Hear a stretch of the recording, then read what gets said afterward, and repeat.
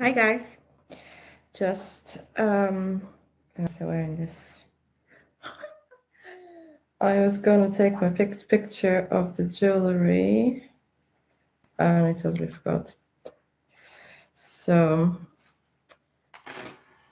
I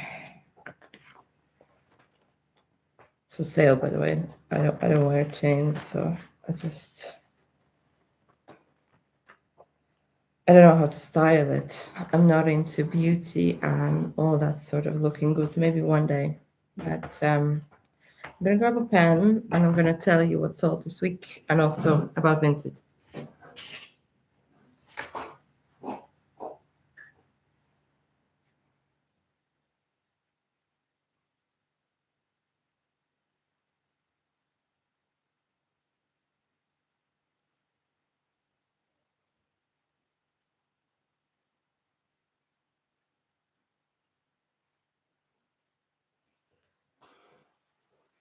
So it's been a kind of good week in a way. We have to be grateful for any sales we get in January because it's hard to generate sales in January. People spend a lot at Christmas, maybe not everybody, but I certainly did. We had a big trip to Lapland at the start of December, and then everything just kind of went downhill from there. The kids had birthday parties. We signed them up for new clubs, and we had to pay up front. And then, the Christmas shop was probably the least of our spend. Then we had we had two birthdays in December, and anyhow. But I've got a report, so I'm going to have to talk about the Vinted report that I got and some interesting conversations I had on Vinted. Um, but I think so. I went to Carwood last week, and we are 22nd. So if I start from around the 15th, yeah, 16th, I think was um, where I left off. So I bought the China set, kind of porcelain cups. It was sealed vintagey toy from the 90s. It was a really pretty set for like a girl, like a tea party set.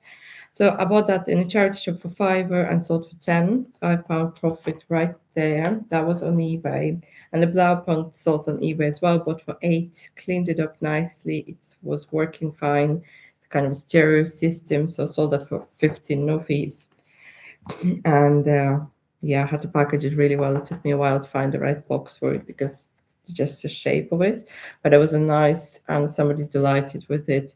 Um, I just looked and I've got something like 50 5-star reviews since I started on eBay in October. So that's pretty impressive, like 5 stars straight. And I think because I put a lot of time into packaging, I try to dispatch within 24 hours and I charge fair prices and my descriptions are good. And so then I sold the bundle. So that was nice 47 profit for those two items in one day. And then that was probably my best day. Then I had a bundle of some clothes that sold for 12. Then I sold the teddy. So let me go back to that teddy. So the teddy was 50p and I sold it for 125 on Vinted. And so was the bundle of clothes sold on Vinted as well. Then I saw the brick phone for that I bought for £2 and for 12, but he actually cancelled the sale on eBay. So it didn't affect me, but that would have been a £10 profit. So we're not going to talk about that. Then I had so then I had a spoon set sold. So that was bought for £2 and sold for 12.99. So there was a £11 profit there almost. So that was um 58 profit. 58. That's about roughly 6 days. One day I was a bit out of action, so there was no sales. Painting, bought for 2, sold for 20, £18 profit. So 58 plus 20, that was £78 profit. I bought a jewelry box and that was £2 into almost £10. So that's another eight. So that was, we're talking 78 plus eight, that would have been 80, 86. Okay, say 86. And then I had a Kodak film. So that was bought for £1 into £6 profit. Actually, I think it sold for 7.50. So that was say £6 profit. So we are now up to 92 with our profit. Then I sold so 92, that's 6 days. So right. Then the basket sold, that was sold on Facebook and the woman collected. So no fees, no listing fees. And that was £4 into £20. That was £16 profit. That was a good one. And so we are from 92 plus 80 from 16. So that's straight to 108. And then I sold my son's metal detector, and that was £6. And I think I picked it up for about £5. So small profit there. So we up to 109. He did use it. He enjoyed it for almost 2 years, and it was sold on Vinted. So then I saw the piggy painting. So it was a little painting by an artist, signed print by an artist, and that was from a charity shop at £3, and I sold it for five. So there was a small profit of £2, £111 there. Guy collected, no hassle, no fees, and I didn't have much interest in it. There was a woman who wanted to buy it, but she wanted to buy like a bundle. So anyhow, then clock sold, one of those kind of mantle smith's clocks. So that was bought for £2 at the car booth and sold for nine on eBay, straight to our profit of £120.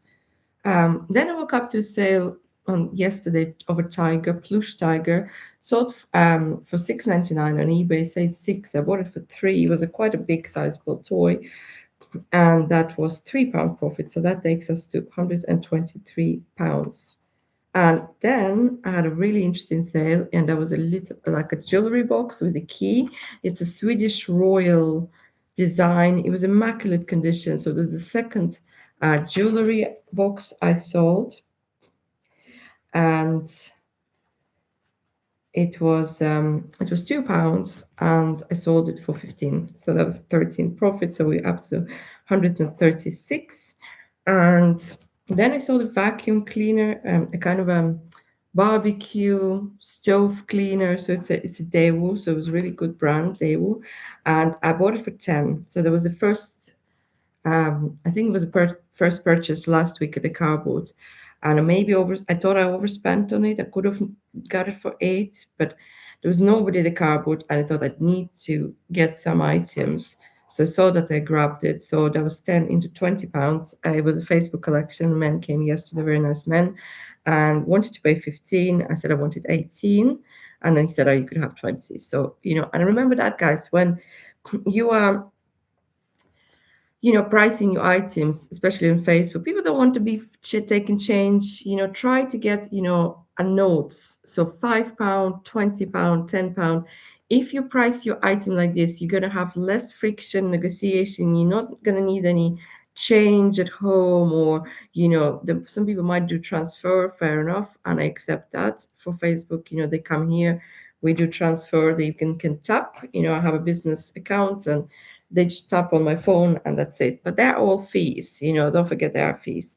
And but it does go straight into the business account, so I don't have to kind of transfer or lodge the money or whatever. So all the cash at the end of the day goes into the accounts.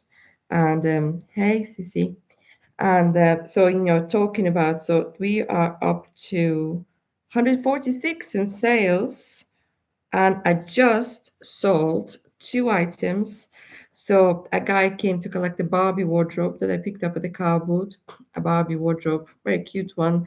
I picked it up in the summer for 50p. My daughter played with it for almost 3 months, and that sold for £4.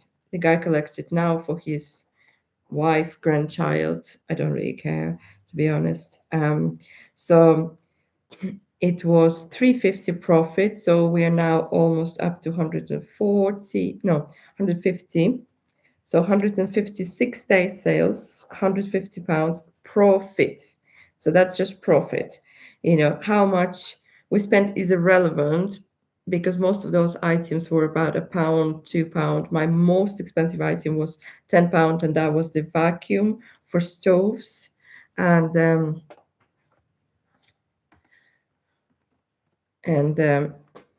so £150. This is January. This is a part-time gig. £150. Oh, forgot about this one. I just sold on eBay a Barbie, kind of a cute Mickey Mouse Barbie raincoat. So I picked it up from the, or Mickey Mouse, it's not Barbie, it's a Mickey Mouse raincoat for a girl. I mean, the baby clothes is terrible sell. I would never pick up a baby clothes unless it was my own kids, and I would sell it, but or I would buy it at the car boots or charity shop for my kids, but to wear and then sell. But I would never buy it specifically to resell. But this one, it was at the charity shop, and I didn't have much there, so I picked up a set of Peppa Pig. So yeah, I need to include that. So there was a Peppa Pig set that only gave me a profit of £1. I bought it for £1 and I sold it for two on Vinted. So that was £1, and then so that's up to 151. And then the Mickey Mouse raincoat, I bought it for two and sold it for six. So it was 5.99. So that was about 450, 350 profit. So we're up to 154, say 155, I think. 155 for the week. Part-time reselling definitely pays for a lot of things here, for food, and you have to factor in your taxes. So we spend about 120 on food, and as a family of four. And that was my sales for 6 days. I was out of action because I had to go to the hospital and work for one day. So that's 155, a mixture of Facebook, eBay, and Vinted. And forget it. Well, you have to take out 150 from that because I actually made a loss by selling shoes on Depop, but I really wanted to get so in about £153. And sometimes you make a loss because you buy an item and you maybe overpay for them. But I wanted a review, so I got my first review on Depop from a sale of a coat, and actually I made 50p on it. I picked it up for £1 on a pound rail in charity shop. I listed it for 3, accepted an offer. I don't do a lot of promotions on eBay. If I know the item is going to sell, like Blaupunkt or any sort of like in-demand tech, I don't promote it. I know it's going to sell. I might have to wait a week. If I know something just been lying there, and maybe if I increase the price by £1.50, I'll get my money back by promoting. The good thing about eBay, they don't charge you up front, like for boosting or things. So you're only going to get the money when you sell, so there's no risk to promoting. I list for free, and if I do decide, I do promote probably half of my items. um, Now and again, when I started for 2 months, I didn't promote anything. I just put the items up and I hoped for the best, and the sales kind of rolled in because it was coming up to Christmas. But now it's January, it's a little bit harder. um, a lot of my puzzle board games, something I'll never buy again, they're still sitting there. But then again, I bought them for like 50p, £1, and I got a wrong advice because a lot of resellers I watched said, oh, buy this game or that game, it's a vintage game.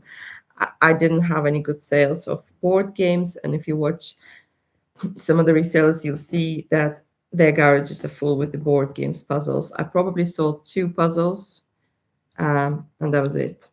And there was one of them my own puzzle because it was already assembled. I took a picture and then I literally packed it up and I got a good price for it, but it's like £6 on eBay. And then another one, it's like a London scene. But I've got like plenty more, probably lots of board games sealed and they're not selling. So I would, if you have good items, yes, put them up and don't promote them. if you've got the items that you think, kind of need an eye. So if I promote something that has never been on eBay, I would probably promote it. If I can't find it, if I can't confirm a match to the item, I would definitely promote it because it's not something that they have seen or somebody might be looking for. So I make a decision per item. Um, so I wanted to get back into Vinted. So with the Teddy, so there is a little bit of 75p profit, but I haven't put it on top of my today's profit calculations. And the Teddy, so this woman, she bought a Teddy and then she sends me a picture. I'll see if I can find the chat too. So she sends me a picture of a parcel with full of cosmetics. And it's not my parcel. It's not my label. I don't use brown tape. I use clear tape for. So there was a parcel full of cosmetics, and she said, I want a post office, and I picked it up. And it's supposed to be teddy, like with a little red bow, but it's not a teddy. It's a box of cosmetics. I said, well, I don't sell cosmetics. Um, you could see, like Vinted will see, that I have never had cosmetics listed or sold. Then I said, it's not my label. You could see that tracking is not mine, and there's nowhere to suggest that this came from me. So she kept arguing and saying, well, I'm going to raise a case with customer care, and I don't know what to put. I said, well, you can just put I have an issue with my parcel, because at the end of the day, Vinted is full of bots. They're not going to get you to the real person for a long time. And it doesn't really matter what you put. You just have to write and explain what happened. So she did that.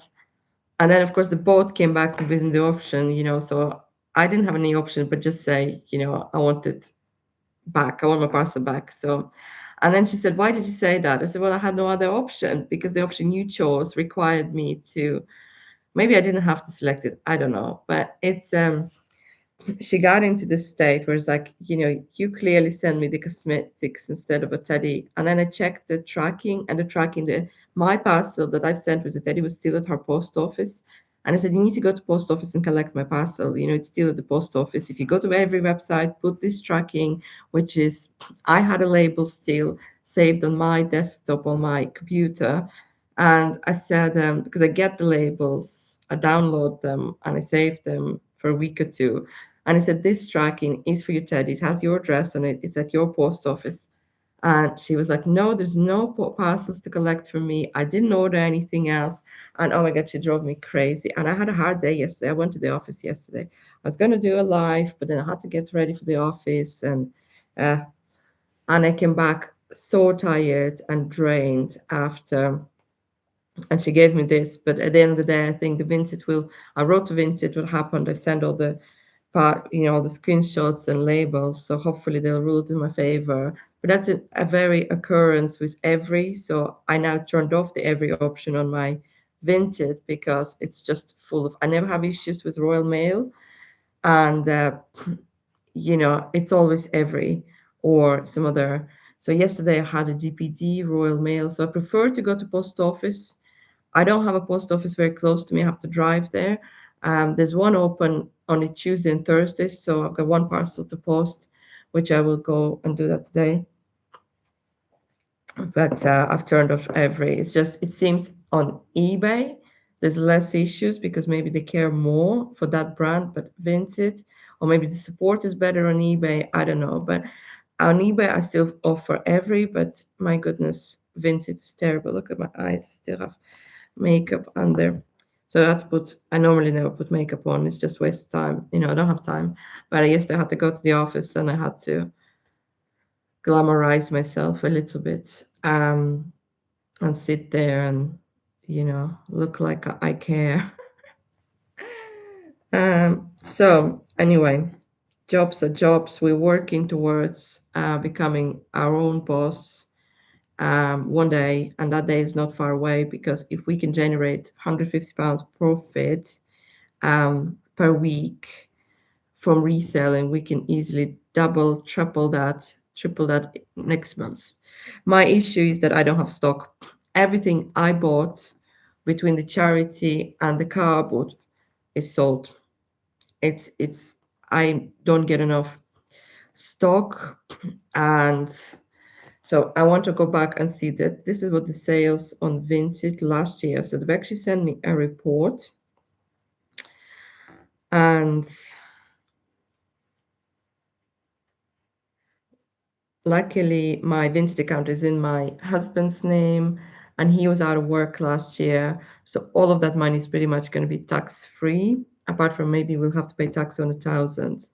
However, the sales for last year, let me just, I know he did send me breakdown. So last year in January, I made 872 in sales. So that's not profit because they wouldn't know what I bought the items for. But that was sales, 872. So it'll be interesting to see what they are this year. Um, it's a new thing with Vinted where they sent you like a report. So you could see me, if you could see it. It's like a report. Yeah, that's very glary, but it's a report for per quarter and per month. So for the quarter, I made 2,200, and then second quarter was 1,100, and then third quarter was 1,400, and then the best quarter is the fourth quarter was 2,200 in sales,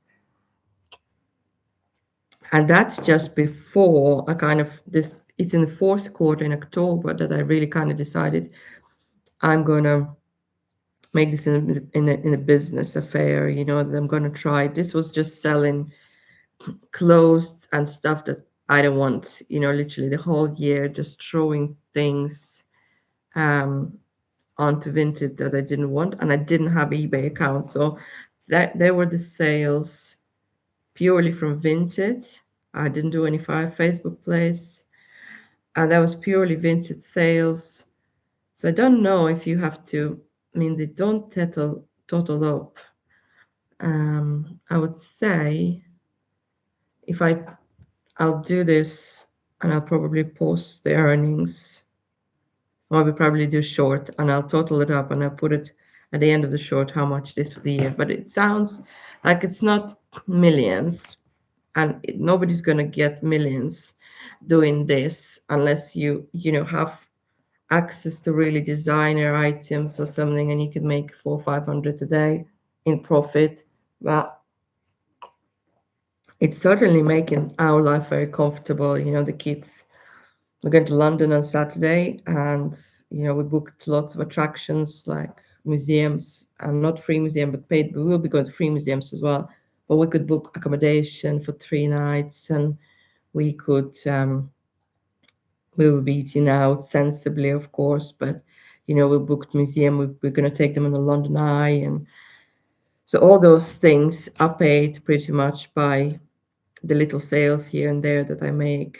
And that's the goal. The goal is just be comfortable, not to save up, but to just be comfortable. So the kids are comfortable, that we've got enough food in the house, that our bills are not outstanding. Our mortgage is obviously paid by my job and the bills, but everything else,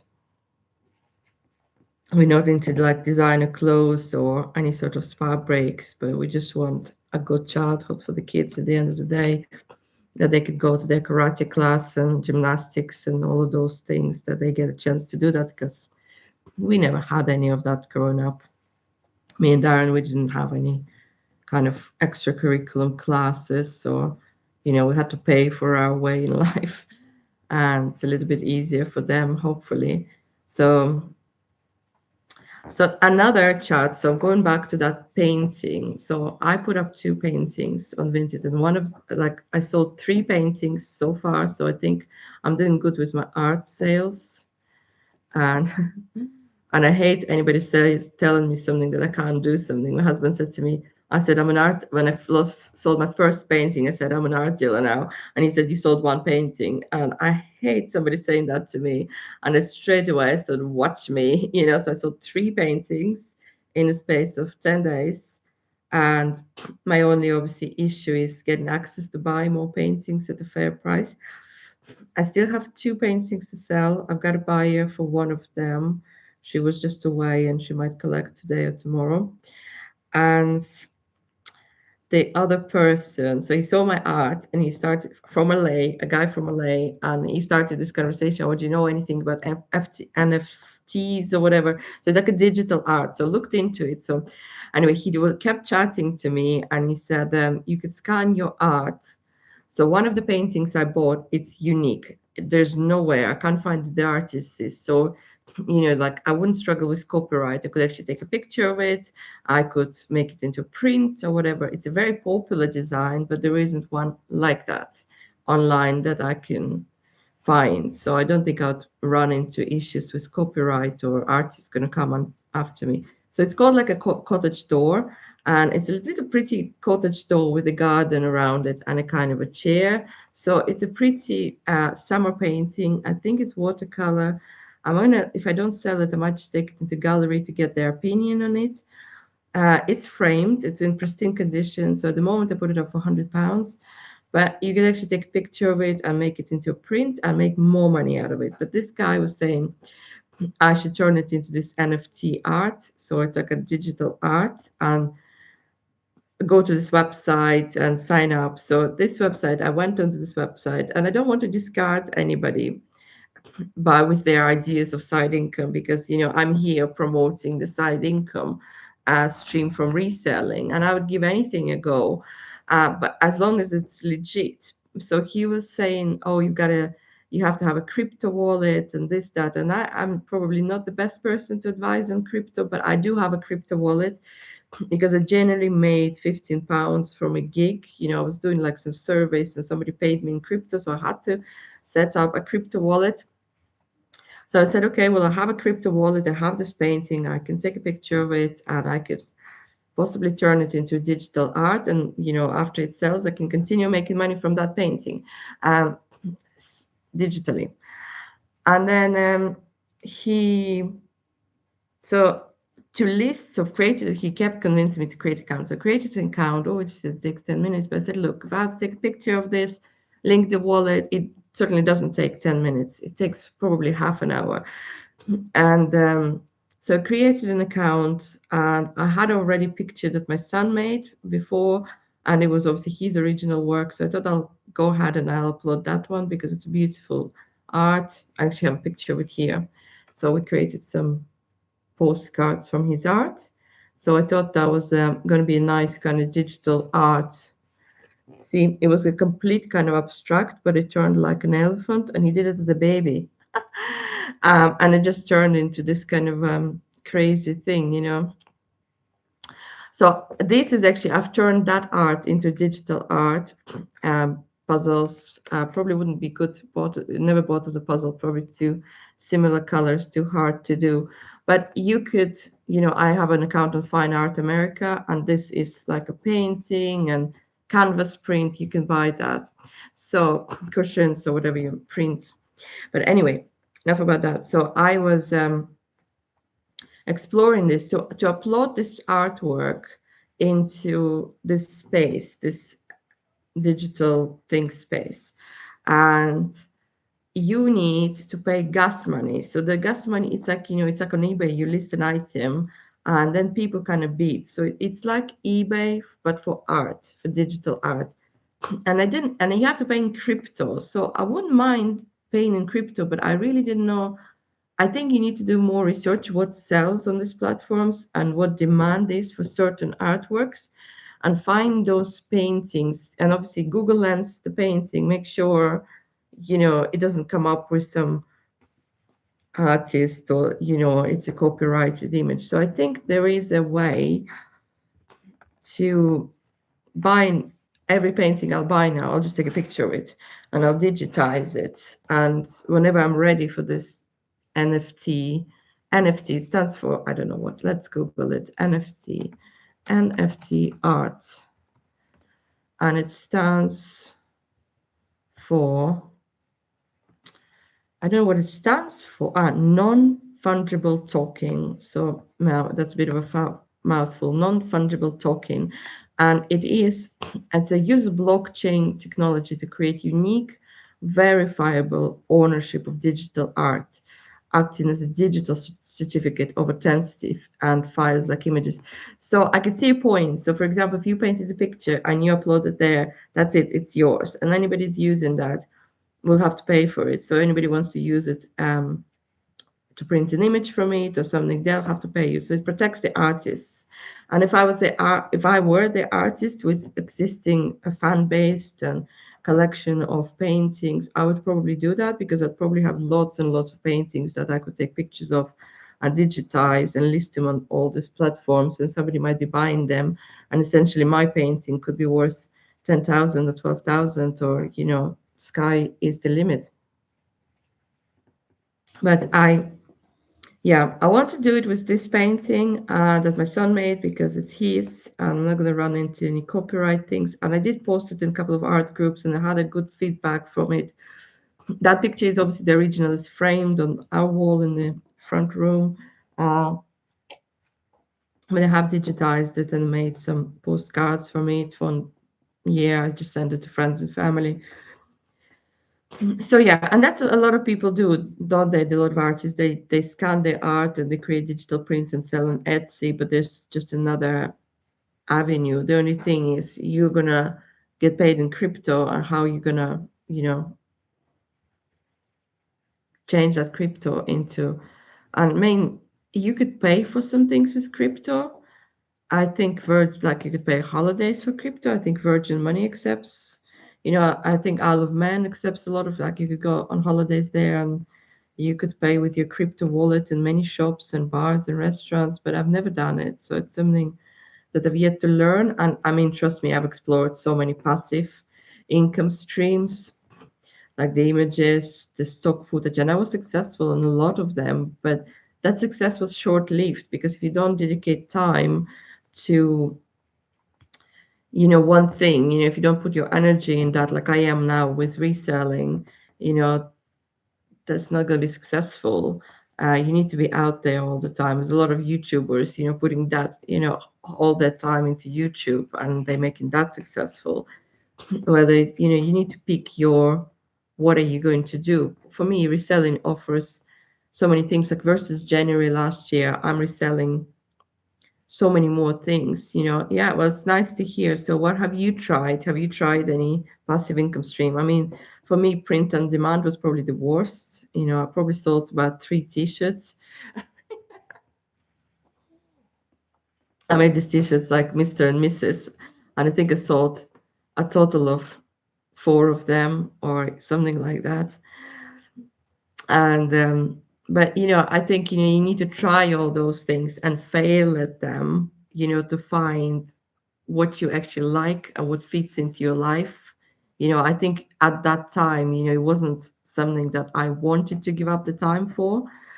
It didn't suit my lifestyle, and it wasn't successful for that reason. But if you are willing to dedicate yourself to something, and if you got a good eye on, so I think I've got a good eye on for items. It didn't come to me straight away, but I grew up around quality stuff like wool and wood and all sorts of stuff. Like many people, we know what the good quality things are, and now is the time people crave all that stuff because we're probably fed up of this China made items and filling our houses with crap. So there's a lot of people out there who want, that nostalgia. Like, I'm pretty sure, so there was a British guy in France bought the clock. There was a Smith's clock. I'm sure maybe it'll go in his house. Maybe he misses that. Maybe he's trying to furnish a kind of a gîte or a manor or a castle, which they will buy in. Well, they were buying in France for a long time to renovate and turn into hotels and stuff. Um, but reselling certainly suits me at the moment. The only thing with the reselling for me, it's like you have to be here, you have to be at home, wherever your stuff is, because you're going to be shipping it every day. And it's hard to take a holiday, but it's not impossible. You could change your times that you ship within 5 to 7 days on eBay, or even longer, maybe. I think 5 to 7 is as long as I would do it. Or you could put your holiday on holiday and you could just go. And based on my report in Vinted, it gives me a really good indication when is the quietest time. So, for example, July and August, or especially August, was really dead. People were on holidays, they weren't buying as much. Where April And September, October, November, December were really good months. January is okay because people got nothing to do. They browse phones. The weather is not good, but wait until like April, May comes. People be more in their gardens. They'll be out and about more. So that is the time to shop, I think, because the cardboards are on, and it's the time to go out and pick up good stock for the season and hold on to it for 2, 3 months, because that's then you're going to need a lot of stock for December because people are shopping. And for me, my favorite platform so far is not Vinted, because I just have, I mean, they lost probably 20 or 30 parcels. And, I wish I didn't do that I just stuck with Royal Mail and that's it. Facebook being okay, but it's sometimes they don't come. You have to chase them. Are you coming? What time? You have to be home for them to come. It's all right if they can come after 7 when I'm home, when I'm finished work. Or, but sometimes they just don't turn up or they ask for delivery. So, and if it's very, very close, I would do it. But if it's like over 15 minutes drive, I'd never do it unless they paid for it. And some people are genuine, they are housebound and they can't leave the house. And there's a lady, she asked me for a game and she sounded very genuine, and she was. She paid for the game. She said she collected vintage games and toys, and she saw my Barbie thing, and she bought it, and that was fine. I delivered that. She paid up. But sometimes, you turn up and they might not open the door, or, so I've been there and I've done that, and I'm not doing that again. That's just a waste of time. Um, when there's genuine buyers online that they will pay. Some people just wouldn't, and another reason, Facebook, people just don't like transferring money, not seeing item. And as that market, for resellers is good, because they come, they can see the item, they're happy to pay cash or transfer, and there's no fees for you or advertising or promotion fees. And it's still the money. I label all my Facebook sale or whatever, and I put them in the book, and I then put them in the account at the end of the week. And I know what I sold and update my Excel sheets. You need to be really, really organized and treat it as a business. And I can't emphasize that enough, because when it was hobby, it was bringing a little bit of money, and I was in my head, I constantly kept saying, well, that paid for coffee. But you want your bills paid. You want more than a coffee a day. You sold a toy and you made this £3, and that means you can go out and sit in a coffee shop and relax a bit. And that was my mentality, but that's certainly not my mentality now. I need to make more money, you know. And I might have mentioned I always wanted to be in sales. Unlike other people who hate sales, I absolutely love sales. I look at the item, I know who's going to buy it, whether it's a first time mom, whether it's an elderly gentleman, whether it's somebody trying to renovate a house. I know that item is going to come in use. And that's because probably, life experience. You've been there, you've done that. I've renovated houses, I moved houses, I had children, and every stage of life. That person is at that stage of life you were at some point, and they're going to need that item, they're going to appreciate it, and that person might be locally, or it could be miles away. So we have the tools now to make that commerce happen. So on my Depop, I'm waiting for my second review because I've shipped those shoes. I'm sorry, my phone completely dead. Not dead, but it's just totally frozen. I'm trying to, it's very old, but I don't buy anything for myself really. I bought a jumper which I was lucky for £2 at the charity shop. I'm gonna wear it to London, and that's the highlight of my week. I haven't found, the kids got the little toys at they were just £1, a little chick and the car. And the car, but last time it was their little treat, and they had to sell something for that. So try to teach them not to spend a lot of money on junk. And in all fairness, the toys they bought will eventually be sold to somebody else because they're nice toys. And unless they break them or lose them, we'll get our money back and maybe a little profit. Who knows? But I don't like doing a profit on kids' stuff. I generally list it for what I paid for it or less because they have to pay postage and all those things. And, my kids worn it. But I'm gonna wrap up this live because I'm gonna have to go and ship a parcel. The rain has stopped, and that's a good window for me to go and take that metal detector to the post office because it's only open on Thursday before one. I have to be there before one. This is probably the longest live stream I've done.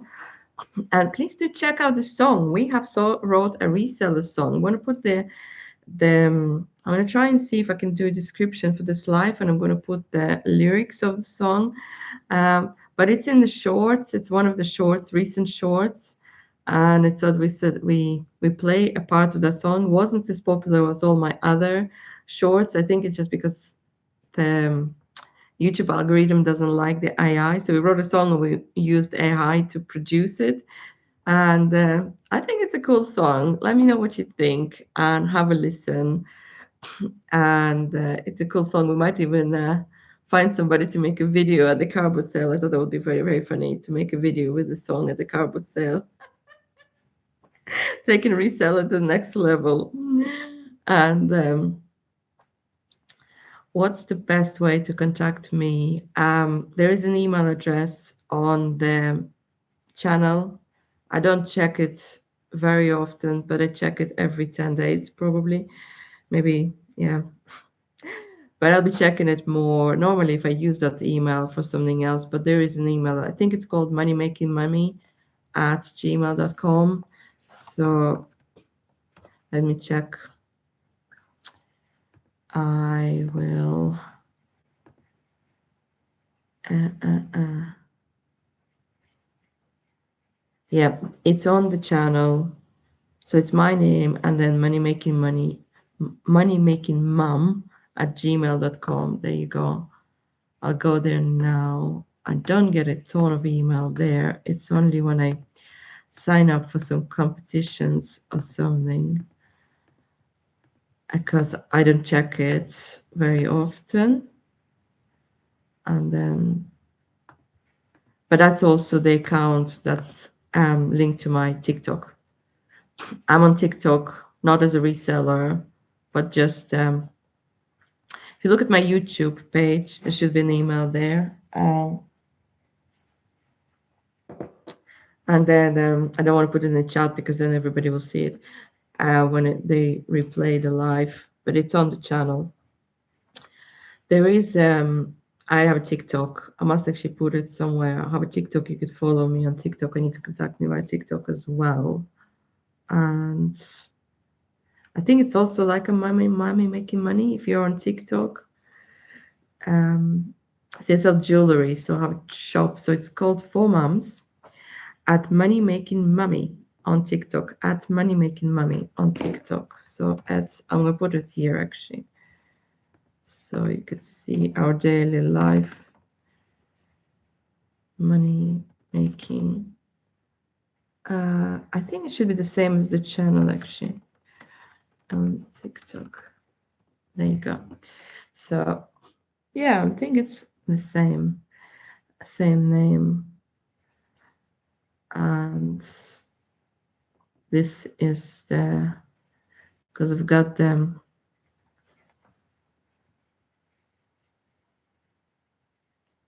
You see my TikToks there.